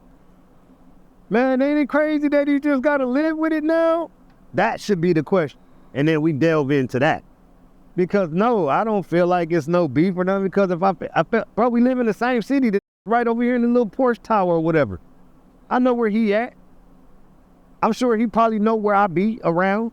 I just seen that I was with every day for a couple months, be right there in their house taking pictures. So it ain't like it's no issue, bro, because if it was, we would have shook on each other, bro. We ain't, you know what I'm saying? Like, come on, bro, we ain't the that people think that we is like some suckers or something, bro. If we wanted something, we would go eat, bro. I ain't tripping off none of that shit, bro. Like I said, they ain't got nothing to do with me now, but push my line, then we gonna see how that go. That's it. I'm telling I'm going home to the newborn for sure. The grown kids might be out there, their own cribs on their own. I got a 18, a 10, and an 18-month that I'm pulling up for every night. So now, try to stop me from doing that. Get at. Know what time it is with me. When you see me, know what it is, period. Go ahead and get down. Off the rip, don't even talk. They know, J-Bo couldn't come talk to me. I ain't got nothing to talk to him about. If they pushing they line, if he coming to me like he been trying to talk to me, I pepper spray. Has anybody tried to get you guys on the phone to talk? Who, me and J-Bo? No, you and Meech. I said, yeah. Oh, okay. Yes, a couple people that try to get me on the phone to talk, or at least start the conversation to ask me. So look, bro, if I call your phone with dude on the phone, is you gonna nope? What I'm gonna say? I ain't got nothing to say. Ain't nothing to talk about. I ain't trying to kick the Willy Bobo. It's cool, cuz going their way. I'm doing me, bro. That's just it, bro. Why that can't be cool? You feel me? What's wrong with that in a perfect world? Oh, y'all want to see us kill each other off, huh? See if Bleu can kill Meech, or Meech them gonna wipe Bleu off of the face of the earth. Tabloid. Like, come on, bro. We are black people. I'm not looking to hurt nobody, bro. I'm trying to get you guys to be cool. I was trying to ask if you guys were being cool. So, yeah, I wasn't asking him for a negative. Listen, I never said that. I always said that I got love for Meech, bro. I never said I hated him. I wanted to fight him. I wanted to hurt him or do nothing. So any negative energy, I don't know where it comes from. What he did caused it for me not to be able to with him no more. I ain't finna be doing no with him. And that just is what it is. It's what I'm gonna continuously repeat, bro. Every time. I'm not going over there with them, bro. I don't stand on them kind of morals, bro. I don't care what nobody think about me or what you say, bro. It just is what I am in my little old body, bro. It just is what it is, bro.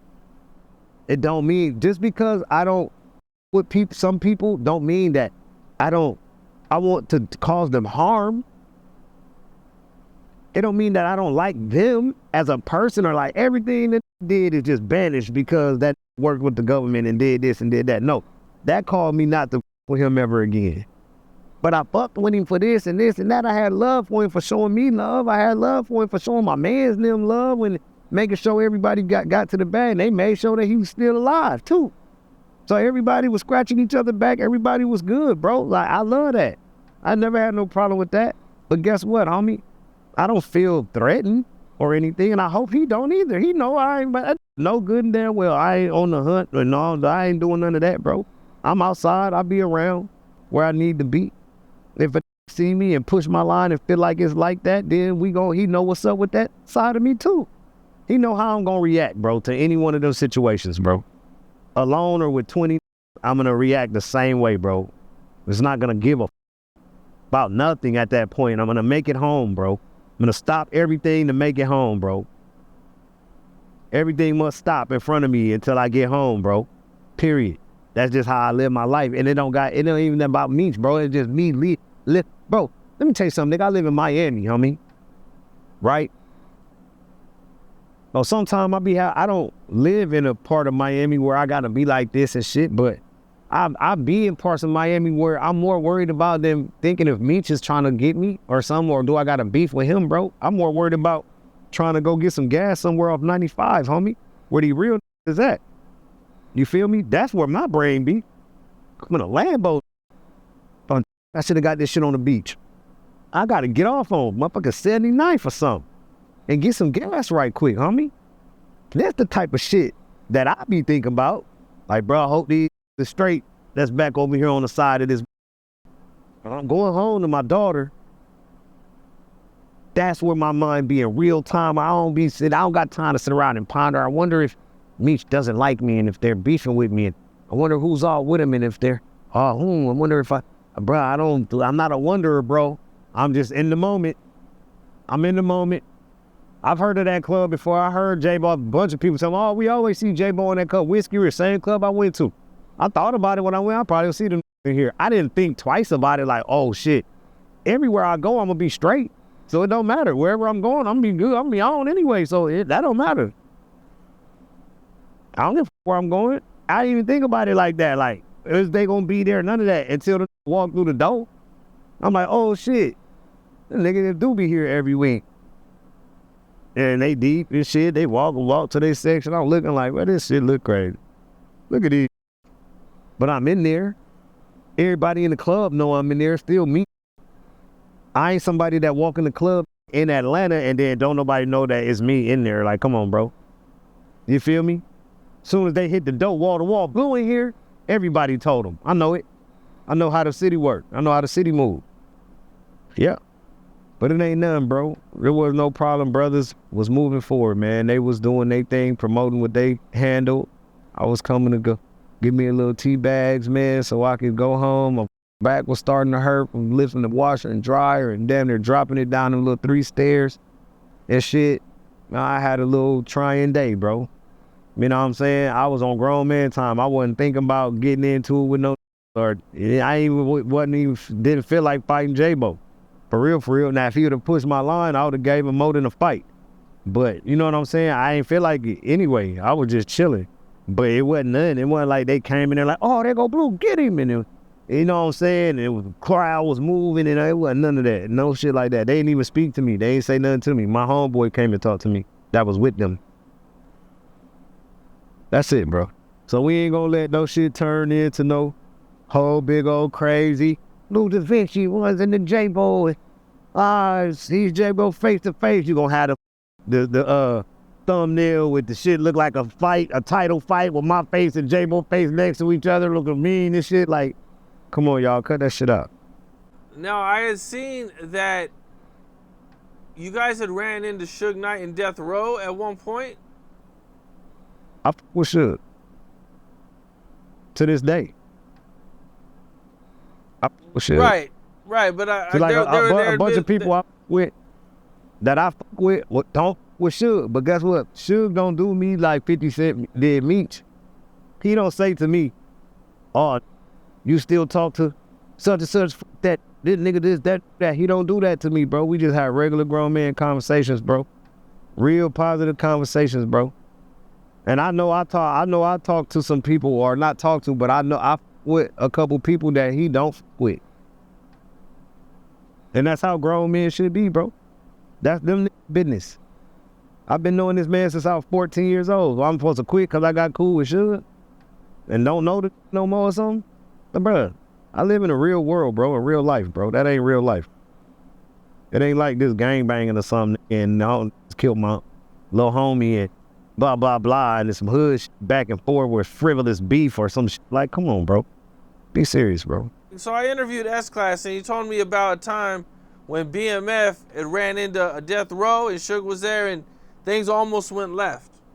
But my entourage is coming down Miami Beach, and they coming down Miami Beach. Some of my is Crippin, and then them niggas, the Death Row, they big blooding, you feel me? So they in clash. Some of my guys run into each other. They like, this Death Row. It's blood, about this and that.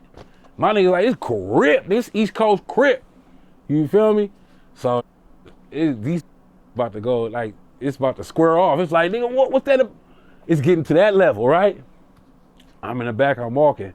Suge Knight in the back of his entourage. He's letting it go on. Like, nigga, Suge Knight, like, smash these Death Row, nigga.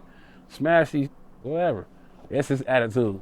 So I'll run to the front. I see my boys, they big crippin' to them, and they big blooding.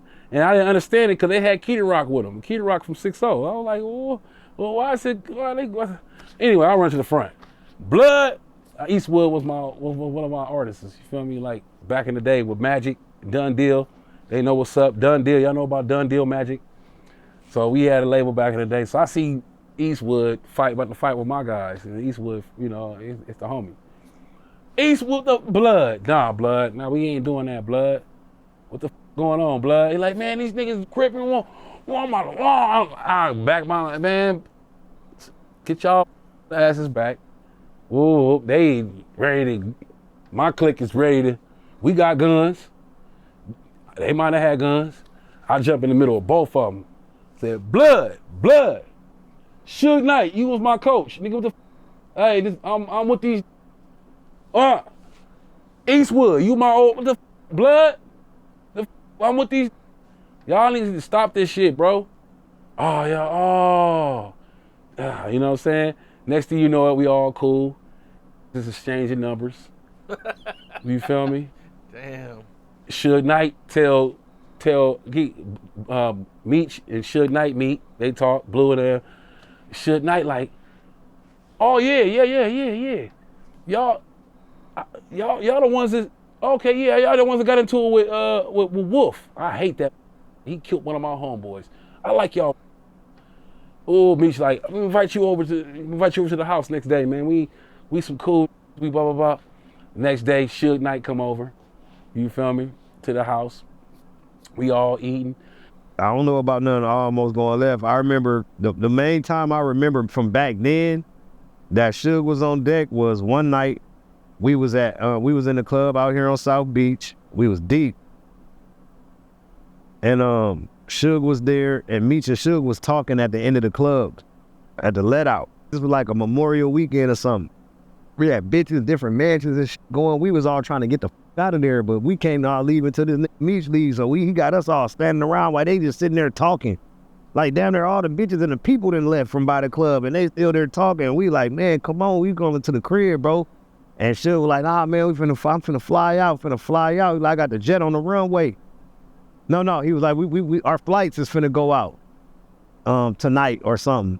And then he was like, well, bro, grab 2 people and I'm gonna fly you back private. And Meech ended up flying back on a private jet, and he came to the house and stayed with us like overnight, like 3, 4, 5, 6, 7, 8. He got on the jet like 9 in the morning, so we just in there smoking, talking all night. Him, Meech, all the guys, everybody and shit. So that's like, I don't remember, and I could be wrong, bro, because we'd have been through so much, but I don't remember a time where we was getting into it with Death Row. Like with Suge. Like getting into it with Suge? Nah, bro. My cousin didn't work with Suge. My uncle had a hand in helping raise Suge, like on big home, my Muslim uncle and like I know people, I got ties to Suge, like through my family. So before I would even go into a beef with Suge, I gotta go through my Muslim side of the family and put the situation on the floor, and so they could come in there and figure out, is it gonna be a beef or not? You know what I'm saying? So I wouldn't even beef with Suge like that. It would have been levels to that shit, to be beefing with Suge, just flat out just beef. Oh, unless he talking about, no, that wasn't Suge though. That was TS from, I think, Jungles. TS, y'all, well, he's from BPS or Jungles. I think from Jungles. Big TS, I think somebody said he rest in peace too. If so, rest in peace to the homie. But he a cool dude. He was a cool dude too. That was T-Nell's son, them claiming 263 or trying to say they was still from BMF back then and hit TS in the head with a bottle in the club.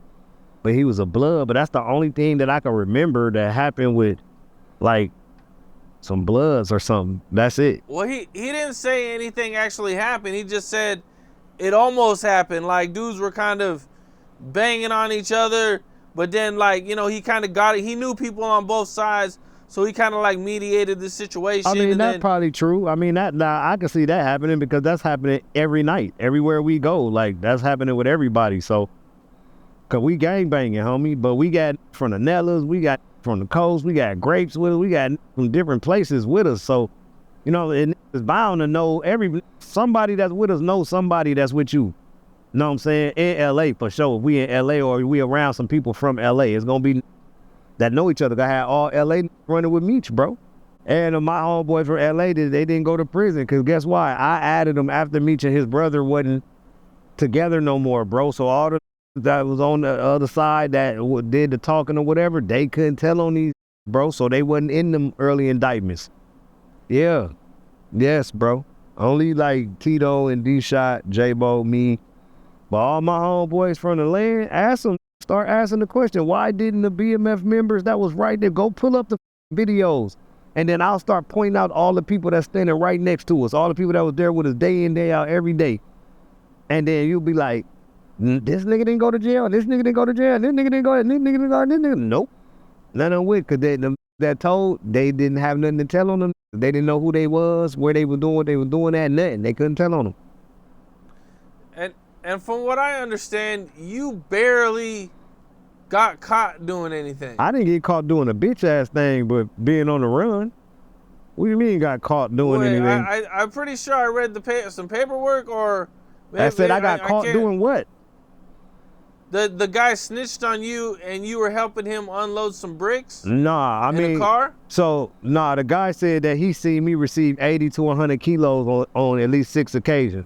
And then some other people were saying that they seen me load cars, unload cars, and count money before. But no, that's not me being caught, bro. Being caught means, like, you got caught doing something. Now, I was caught in a conspiracy with people doing this, talking. Somebody said something, and a year later, they came and picked me up. That's what happened with me, bro. That's not getting caught doing a bitch-ass thing. Besides, I guess, getting caught associating with the wrong type shit. But no, I never got caught doing nothing, bro.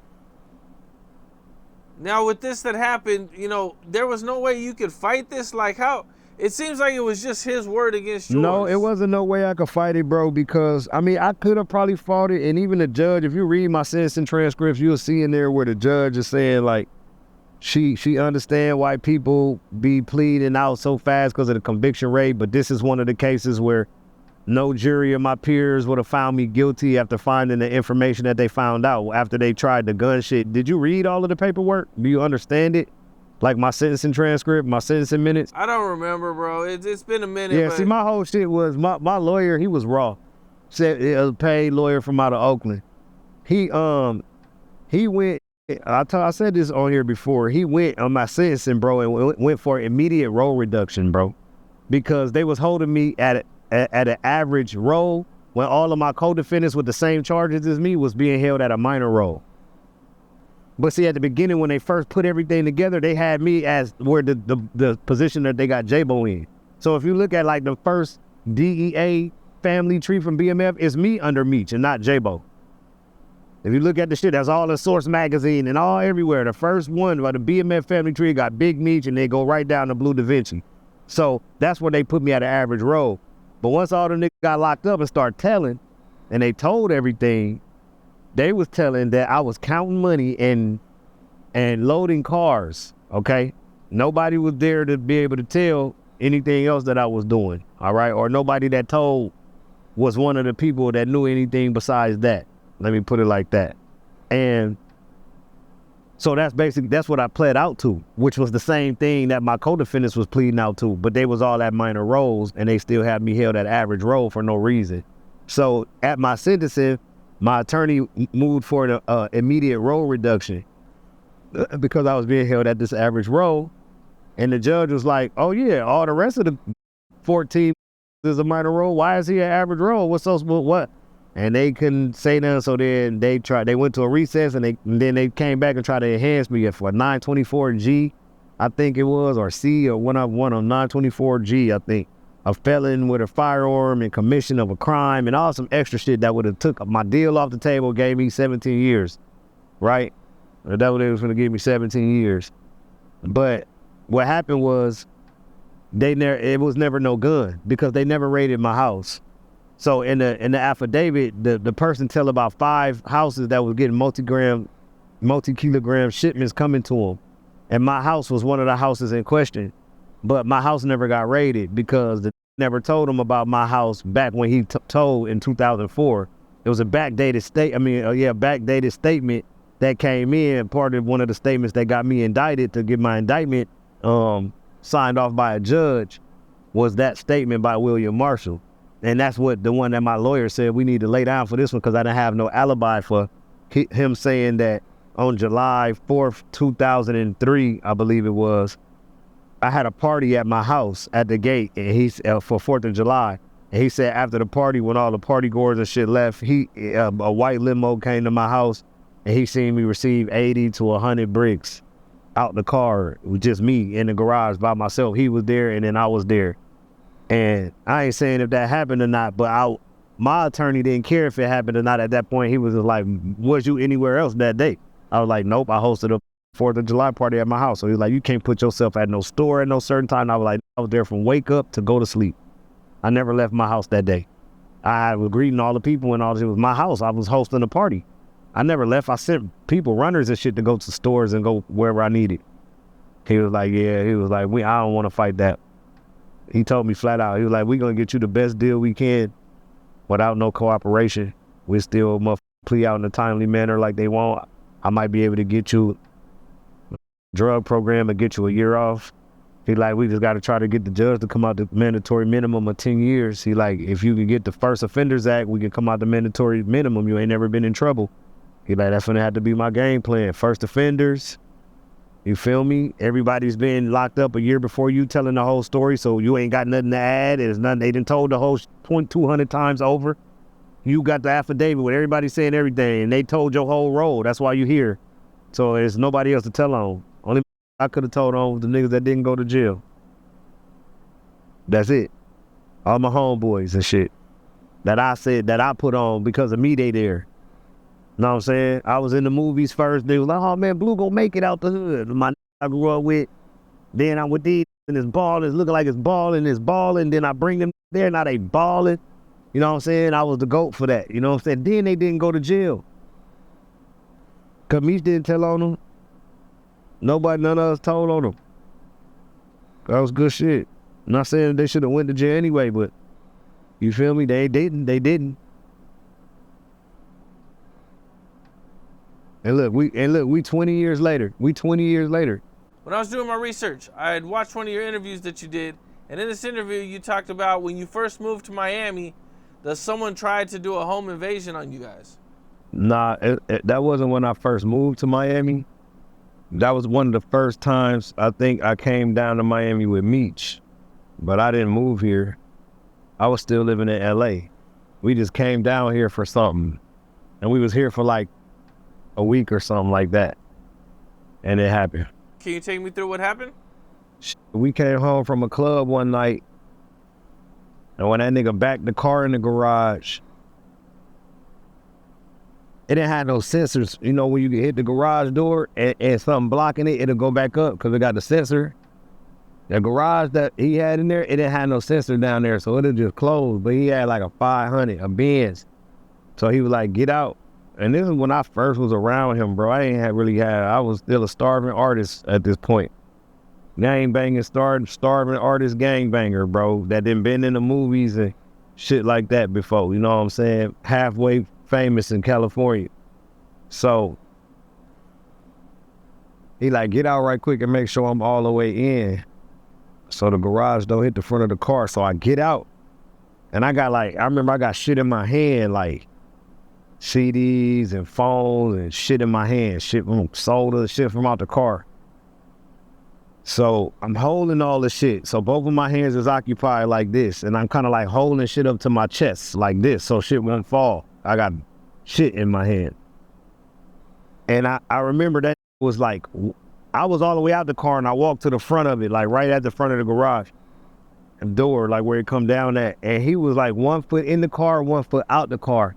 I remember he had the stash in the car, and I remember hearing the stash when we was getting off the freeway. So I knew he had it on him, like, we pulling up to the house.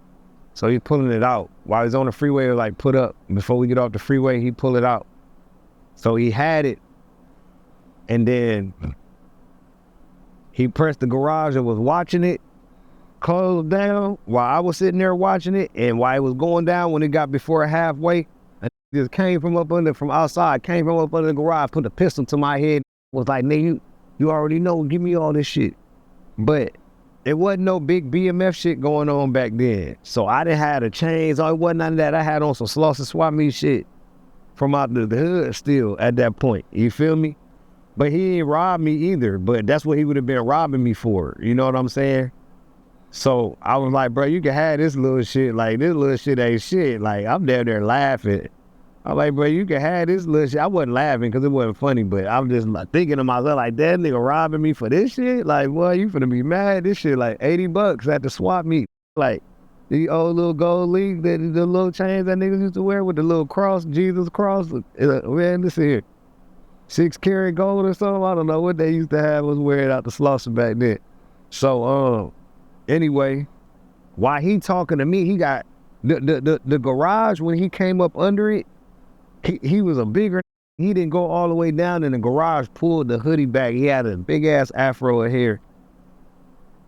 I seen his face all the way real good. But while he was like, give it up, like while he was doing that, he seen that Meech make a motion, and I seen the motion out my peripheral vision because I'm looking at him in front of me, but Meech is in my peripheral, and I seen him make a move. And then when he made a move, like jerk, and then he came out the car, out the top of the car. And when he came out and see he was coming out with the gun, the nigga like had me on the draw, and then turned around. He didn't have the gun pointed at him like he was scared to get shot. And he just turned around and went and ran up out that, ran off. And that nigga me, we was watching that run, then another came out the side of the house, had rope on the side, on his arm. But it was mad people in the house, bro. They was finna, oh my God, they was finna be so bamboozled, bro. I'm talking about all kind of family members was in the house, sisters, their kids, his kid, his baby mama, his sister, boyfriend, all kind of people was staying at the house. If they would have went in there with that little rope, it was gonna be like 14 people in the house. They gonna like, what the fuck? Like, but that shit would have been crazy if them people would have made it in that motherfucking house, bro, that little ass rope. Like, it was just gonna be me and Meech, or me and him and his Tara or something to tie up. Me, him and his girls. I don't know what they was thinking, but it was mad people in that house, bro. Like, that shit would have been crazy, bro. God is good that he let shit happen the way it happened, bro. And, you know what I'm saying? Nothing serious happened, nobody injured or no shit like that. That was like, I think that was my first real experience with that, like, when some shit got real that time. Now, did they follow you home? Is that how they... I don't know what the they did, man. I'm riding with the boss, man. Shit. I remember it was other coming home with us, our people that staying at the house with us. Like, I think his sister, boyfriend, Fresh, and somebody else. I can't remember. Maybe it might have been Throwback. Somebody else and Fresh was gone to Waffle House. So they would have been pulling up on it happening, strap and everything. Cause they went to Waffle House to get food. Me and Meech went straight to the crib, and then the dudes tried to do it, but the dudes was gone by the time they came in from Waffle House. So if they would have made it in the house and all that was going on, bro, they would have came in the house behind these doing a home invade, bro. It would have been crazy, bro. With 14 people in the house, like, literally would have ran out of there seeing all them people. People sleep all everywhere. It was like a family thing, so it was all family, like family around, not like a bunch of niggas in there or nothing. Now, I seen that you guys had got into it with Outkast at one point. Yeah, not really. I mean, you talking about when a little bro from Alabama, Birmingham got shot. Forgot his name. Little Chris or Mike or something. Yeah, I forget Lil Wody. We called him Lil Wody. No, that wasn't Lil Wody. Lil Wody was the dark skinned nigga. Anyway, one of the little homies from Alabama. See, this what happens when start bringing extra around and everybody don't know how to move like the right way. So it was really a misunderstanding. Like, so we all get to the club and we got some hope, bro. What's crazy, we were so crazy, bro. We just so happened to all wear cleats to the club this night because we was balling. We were so hold on. stupid. You guys were wearing cleats? Swear to God, bro. We was slipping and sliding all through the parking lot while we was squabbing and shit that night. Listen, bro. We wasn't thinking about like the certain parts of the club floor be all wet. We all sliding on this shit. Bro, we had on cleats, bro. We get in the comments that's from BMF that was there with them cleats on. Tell these niggas we had on cleats. But anyway, I remember we had on cleats. So C-Bone from Dungeon Family or Outkast or whatever. That's the homie though. These is all Meech people. Meech fuck with these, bro, already. I was getting to know these people, and I know them good now. I consider them all family now. Like Big Boy, I bought my dogs from him over the years and all that, right? So, but on this night, the T-Bone is there. I don't even remember if Big Boy was there. It might have been a bunch of other people that's with PSC and all of that, right? I don't know.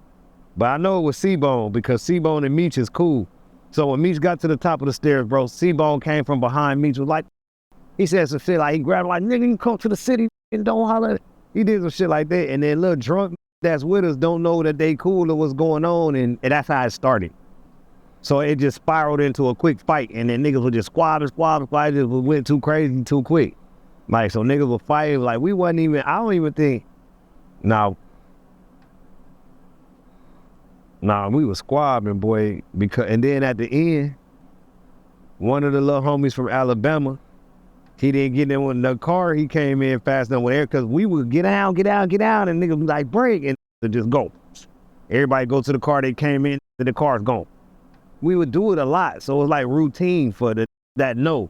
So now when you, like, if you be with us and you know how we move, so we move in a certain way, but now on this weekend, you done brought 6 homies from your neighborhood with us, and we ain't sat them down in front of the chalkboard and showed them the protocol. All right, so if this happens, then do this. If this happens, then do that. We wasn't doing that. And that no. So now the squabbing, and when it get to a point, nigga ain't really got to say go or nothing. It's if when it get to a point, y'all know when it is fa. And get little police come, nigga got to go now. We didn't put in the work. It's time to move around. Drunk, standing out there, then got left, walking in front of the club, the big old BMF t-shirt on, and all these still around the club and shit. You don't know which one of these is who or what. Oh, they go one of the nigga right there, fired his ass up, pop, and shot him. And that's what happened when we got into it with Outkast that night, if that's what they talking about. But I remember that started with C-Bone and Meech, and they homeboys. Yep. Shit be for nothing, bro. Drinking, don't know what they doing too much. Shit be for no reason, bro. Was there ever an issue between you guys and 3-6 Mafia? We got into it with 3-6 Mafia over some club space. And they was with Outkast. You might have been talking about that, but that we didn't get into it with Outkast. It was just like Big Boy and Andre was sitting down there, and 3-6 Mafia was down there deep. They was together, but this area is an area that we go in every week and spend all the money down there. So we used to being down there, and normally when we go down there, they'd clear it out. But these is celebrities, so they ain't saying shit to them, so they just left them there, and you know what I'm saying? And Big Boy and Dre and them was in the back. So these niggas had a bunch of from 3-6 with them. They was there like BMF. They was deep. So they was all just hopping around and doing they Orange Mountain thing, wherever they from, they doing they Memphis shit, juking or whatever. And I was like, who the fuck is these, bro? Like, what's up with y'all nigga, boy? What is y'all doing, bro? This our spot. Like, this our table, this our table, this our... So them niggas like, what? Somebody was like, nigga, this Black Mafia family. And then I just remember hearing one like, what the f is that? This 3-6 Mafia family. And said that, and that shit set it off. Boom, was squabbing. But now, even now to this day, look how shit happened over there. Cool with them the long way. A lot of we clash with out there, we end up getting cool with in the street, having a mutual understanding. Like them that wasn't doing no backing down. We were them that was deep enough to make you back down, bro. And like 3-6 and Sir was running it, bro. Like was giving it up, like, you know what I'm saying? And we ended up being cool. One of my little men with Project Pat to this day. Shout out that Smooth. That nigga with Project Pat performing everywhere, doing everything, repping the BMF shit with him, the BMF shit, everything, right with Project Pat to this day. To this day. Oh, look him up, he on stage with Project Pat. That's how life works. We ain't got into it with these niggas, fought these niggas before in life under that bread. Announcing with him, and they don't mind him having him and his man, they all be having the t-shirts on and shit, cause they still just be trying to keep the brand alive and shit, or whatever they doing. I think you had mentioned that you were around Dr. Dre one time, and he kind of was the one to be like, yo, you guys got to put on the NWA uniform or the khakis. That ain't how that went, bro. No, bro. So I was like a protege to Outkast back then when Outkast got his deals, my cousin. And Outkast was in a group that Dr. Dre was putting together called the Golden State Warriors, which was Saphir, rest in peace, Outkast, and Exhibit. And I was at Exhibit's apartment in North Hollywood one night when Dr. Dre pulled up for a meeting with the Golden State Warriors. I was with Outkast, and I was just in the apartment to hear this meeting. Is some 1 or 2 bedroom apartment, and we was in the living room. So Dr. Dre was explaining to the fellas this whole thing about like the industry and what works and like marketing, and the shit is like a look, it's like a costume damn near you put on, and it's like a show make the money. So they'll go do this group, they got to go ahead and put them dickies on and then get the look together. And then the guys, you know, he had a group of people, and none of them was that. The 3 people that was in the group, you had Outkast was a supreme lyricist, used to be a dancer of the hood, but not from no gang. He know gang members from both sides his whole life, cool with everybody. He never wore dickies and shit like that. He was all into the hip hop, fade, dye your eyebrow, cut your eyebrow. He's into all that. He wasn't into that dickie shit we was doing, you know what I'm saying? But we was all still around each other. But then you got Exhibit that come from out of state somewhere. He wasn't even from LA. Know what I'm saying? He still put that shit on at the end of the day, but he wasn't from there to be doing that. You know what I'm saying? And then you got Saphir was from the Bay. So the Bay was really back then, they'll say blood, but that's just in the town and shit like that, where they ain't no, wasn't back then. I believe they are now, but back then they wasn't on that gang banging shit like that. So all 3 of them was like, man, we ain't putting they were like, man, I don't represent that. I'm not gonna be out here looking like a. And then the group never came out. But Exhibit was like, shit, I put that shit on. And next thing you know, you had that out there like, you ain't look at you only in the rap game, paparazzi. That nigga was going crazy with. You start seeing that, what you seeing, what you getting out. That nigga got the 10 khaki suit with the braid. That nigga was, oh, I thought that nigga was from Main Street or something when I first seen.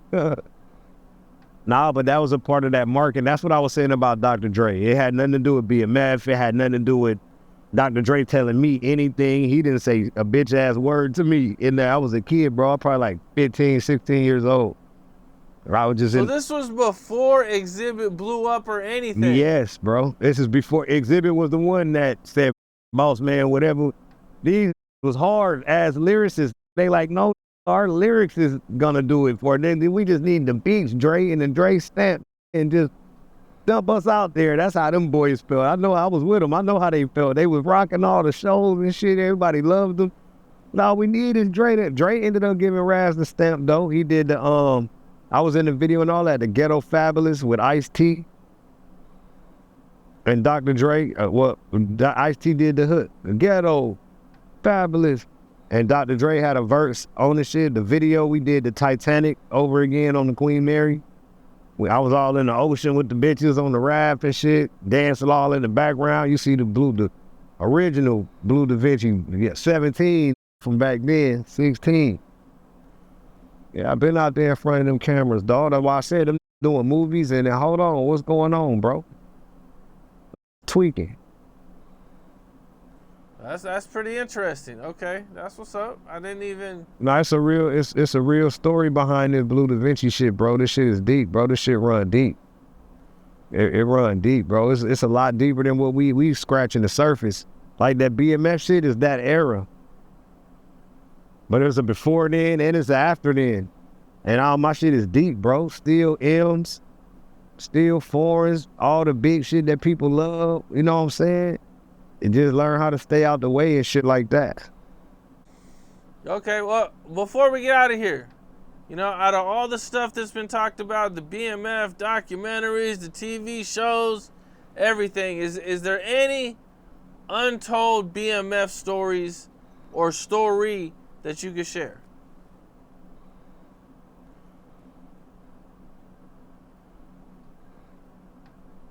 So much information out there. I've been said something that people heard before. I don't know. You would have or something you have that to you call don't Win think. or something and jog my memory. So remember, I lived through it, so I don't be sitting there thinking about it. Like, you have to say something, I'll be like, oh shit, yeah, that's how people do me all the time. People say something and then it'll make me remember. Other than that, bro, I was just going through life, bro. I don't even be remembering. For real, bro. It's hard for me to just say something. If I do, it'll be something so serious that I feel like I'm incriminating somebody or something, so I won't speak on it. Did you guys ever come across Lil Wayne or Baby? Or Cash Money at all? Yeah, we used to see him out and around all the time. Like, we'd see him down here a lot. I think they was living down here at that time, but like, we didn't kick it, hang out with him. I didn't really get cool with Baby until I came home from prison and moved down here. Then I got cool with Birdman, and I was all on the jets with him and traveling with him and shit. You said Rick Ross, and you guys knew Rick Ross before you guys went to jail. What was that like? Just getting to meet him. Before I went to prison, we had met like formally, but he was just like popping off for real. You know what I'm saying? So when I went to prison and all that, I went on a note of, like, he was one of the last damn near people I seen on the street. When I was on the street, out of celebrities I took a picture with and shit. So when I came home, I reached out to him for a record. He had already made like a bunch of money off the shit anyway, so I knew he probably wouldn't give a and he looked out for me. He gave me a record, a video. He ain't charged me or none of that. How did you guys feel when he did, I think I'm Big Meech, Larry Hoover? No, I'm lying. That nigga did charge me for that video. I paid that, like, oh no, I paid 20 bands for the video. He didn't charge me, I don't think. Yeah, Rick Ross didn't charge me. You said how much did he make? No, how did you feel, or how did BMF, or you and anybody you were around at the time feel when he did that song, I think I'm Big Meech, Larry Hoover? I felt like it should have been some money coming from somewhere from that. Homage is cool, I guess, because you're saying somebody's name, but using that likeness and doing it like that and the way that he used it, he really manipulated that situation to his advantage, which was smart on his behalf. But from prison and not being able to do business as anything, I couldn't say nothing about it. And that shit kind of was done off of, oh, that's cool. Like, I don't know business like that, especially at that point in time. I had been burnt in business a couple times. So, anything that was tangible, of course, I was looking to be involved in, or somebody, some way, some people that's next to me involved in it so it could trickle down to some people or some shit like that, because there's a lot of money involved in it. That some of that money could do good for some of these people that was involved with the actual situation. You know what I'm saying? So that's how I looked at it. But I didn't look at it as, it wasn't my thing. Like, then again, like, it wasn't my thing. I heard it. I even liked the song and shit. So it's not like I hated it I didn't want the song to play. I'm not one of them kind of people, bro. I like the song, would sing it when it come on in the club, throw up the shit to it and everything. Like, it is what it is, bro. I can't cry over this shit. I can't change it. I couldn't get mad or nothing. I'm telling you, I'm really like that, bro. I don't get mad and shit like that for that. Like, I don't feel like, I don't got them kind of feelings. My feelings, I be having a problem with girls too. They be like, you don't got no feelings. No, I got feelings, but my feelings just be different. Like, they in different places. I don't feel for shit like that, for real. Like, I might think about it, like, damn, bro, we should have got, why we ain't get no bread? That's crazy. But after that, it's like, I don't be like, oh man, man, that. I said, all right, look, grossed a bunch of money up there, we ain't get none. That's a fact. Like, that ain't, me feeling no kind of way. That's just me stating the fact. You know what I'm saying? But shit, I can't feel no kind of way. That's them folks put that play together. It worked. It was legal. They did it. They passed on it. And got money. It is what it is. I didn't got money a whole bunch of kind of ways that people wasn't involved with. So I'm going to get mad when nigga get. And do I feel like, yeah, I helped create the shit and I'm all this and all that? Maybe somewhere down there, but it really don't owe you shit. owe you what he gonna let you get, bro, unless you taking it like Caesar got wrong. So if a nigga don't know that, then you gonna be out here lost and fighting with your feelings like a bitch. I don't fight with my feelings like no girl. I got 2 daughters, bro, a mama and 6 sisters. All them fight over their feelings, not me. Well, I mean, I've interviewed, people, and they was telling me that, like, the GDs, like Rick Ross, he had to pay some money. He might have, man, because them people was trying to, they pressing that line like that. I'm not on all that. I'm not, bro. If a hit me and came my way and cut me a check and say, hey, bro, appreciate your contribution to this part of hip hop, and I was able to make 20 million off of it, 100 million off of it. Here go a little bag, or here go some, or whatever it is, nigga, let them take you out to eat, or whatever. If a nigga ain't getting that, bro, it don't hit the same for me. I can go get some money is what I'm saying, gang. It's not about the money, because I can go get some money, bro. Trust me, I can go get some money. I never had a problem, bro, being with the 74 million, none of that. Like, I can get some money. It's out here to get. It's all around us. I can go get some. I ain't sitting there too much worried about or sweating no other what they talking about. No motherfucker. Oh man, that shit up, bro. We got to do something about that. Eat the banana. Oh, I don't like this shit. We got to drop a dime on these niggas. Like, I ain't one of them type, bro. Like, it is what it is, bro. But nigga, you just know what is that out here. You feel me? You just know, like, all right, that's what it is. Know what I'm saying? I know I know one thing. I asked him for another song, so I ended up with 2 verses and a video. So he looked out, you know what I'm saying, on what he could do, you know what I'm saying, or whatever, and that was it. Like, I ain't asking for no money or no shit like that. You know, I ain't one of them type, like I said, I get to my own. What else? Other than that, that's it with Ross. Like, bro, I don't got beef and shit with people or problems with people. Like, you know what I'm saying? For real. Like, I don't. You know what I'm saying? I just be chilling. Like, I don't be in the way. I ain't in nobody's way to what nigga even be thinking about me that had no problem with me. If a nigga got a problem with me, it's because of a girl that I didn't know that they like. You feel me? That's what the problem gotta be, like. Cause I'm out your way, bro. I'm not in your way of nothing. Like, I'm not asking you for shit. You feel me? I'm not in your way at the club getting the girl number who you trying to get. I'm not doing none of that shit, bro. I'm totally out your way. Unless you at the park with the kids, with the babies and shit. I might be in your way. Other than that, homie, I'm chilling, man. What happened when you guys helped Gucci Mane in a huge brawl? Oh, shit. Nigga was just squabbing. I ain't fight that time. I was done fighting, I think, by then. Like, that was later on in fight history with BMF. I'm the early fight history with that shit when it was just not too many of it. Once it was 30 around what I'm fighting for, I got 6, 7 from out where I'm from. I big old that from my neighborhood and shit out here with me, nigga. Them beat everything up. I ain't had to fight. At that, I was just watching who wasn't fighting this shit by that time, seeing who running. That's how I seen Jay-Z run.